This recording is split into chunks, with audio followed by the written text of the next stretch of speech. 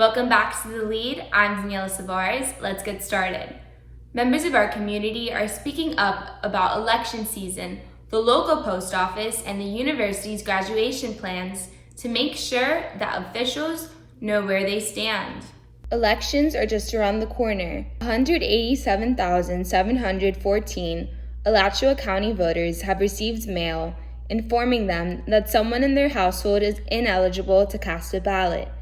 The Alachua County Supervisor of Elections told these voters they should ignore these notices and that they are registered to vote.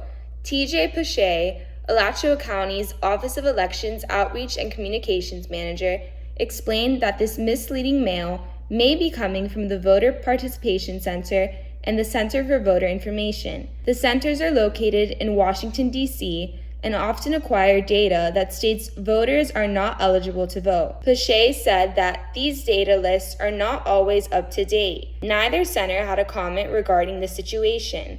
Please visit WUFT.org to view the complete story, and for any of your other news needs, check out WUFT.org. The COVID-19 pandemic impacted every aspect of life, including mail delivery.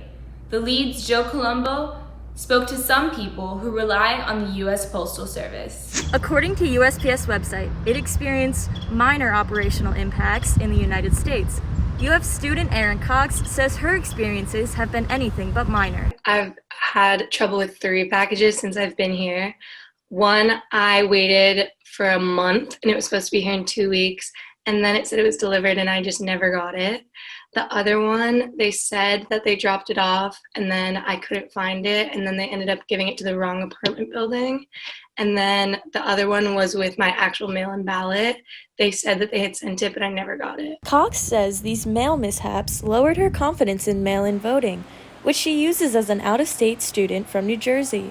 Postmaster General Louis DeJoy says USPS will be able to handle mail-in ballots for November's election. Dozens of members of Facebook's Word of Mouth reported similar issues. Kat Durst also uses the USPS, but says she hasn't had any major issues. Receiving mail, I've had no issues. I mean, I think it used to be faster, but so far I haven't noticed really much difference. USPS's service report for the week of September 26th shows a positive improvement from the previous week, with 85.97% of first-class mail being delivered on time. For The Lead, I'm Joe Colombo. With UF football season in full swing, there is some resentment among seniors who are unable to graduate.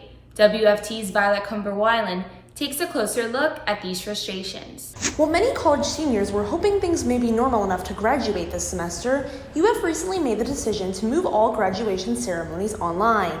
The decision, which was advised by the state university system, prompted larger schools such as UF, FSU, and UCF to plan alternatives to in-person graduation.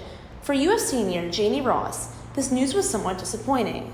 For college, I mean, it's more commemorative because I get like a whole degree, and this is what I'm doing for my career. Ross is not alone in her concerns. Many UF students are frustrated that thousands of fans are being let into the football stadium while they are not allowed to graduate. Typically, graduation will be held in the Stephen O'Connell Center behind me. Florida has allowed nearly 17,000 seats in the stadium for each home game. UF's Assistant Vice President of Communications, Steve Orlando, says outdoor football and indoor graduation have fundamental differences. He says that the nature of in-person commencement may make it more risky. Commencements are typically places where older family members attend, so those are also people who are in a high-risk group. We don't want to place those people at risk. And then finally, we are looking at coming into an unprecedented situation where we not only have COVID-19, but we're also coming into flu season. While fall 2020 graduates are withheld of in-person graduation for now, UF's website says they are looking into future in-person opportunities once guidelines change. For The Lead, I'm Violet Cumber-Weiland. Apple is suing its recycling partner for reselling its products instead of dismantling them. Apple says the company GEEP Canada stole over 103,000 iPhones, iPads, and watches it was hired to disassemble. During an audit, Apple discovered at least 18% of recycled devices were still accessing the internet through cellular networks. Even though GEP Canada believes in refurbishing and reselling products whenever possible, Apple's quality and safety standards state that the products are no longer adequate for customers to use. Apple is suing the company for roughly $22.7 million. However, GEP is denying all allegations. An MLB initiative showcasing one Parkland shooting victim has been seen at many ballparks around the nation. The Lede's Gabriela Mercurio tells us why the initiative is important to his parents. A picture of 17-year-old Joaquin Oliver, one of the 17 victims of the Marjory Stoneman Douglas High School shooting, has been displayed on a cardboard cutout in various stadiums throughout the MLB season. The cutouts of Oliver were added to the crowd by a nonprofit called Change the Ref, started by his parents. Oliver loves sports and was a huge baseball fanatic.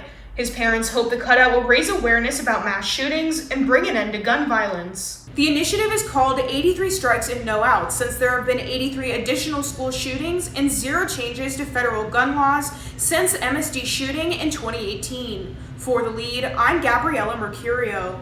That's it for this week's episode of The Lead. I'm Daniela Savares. Thanks for watching.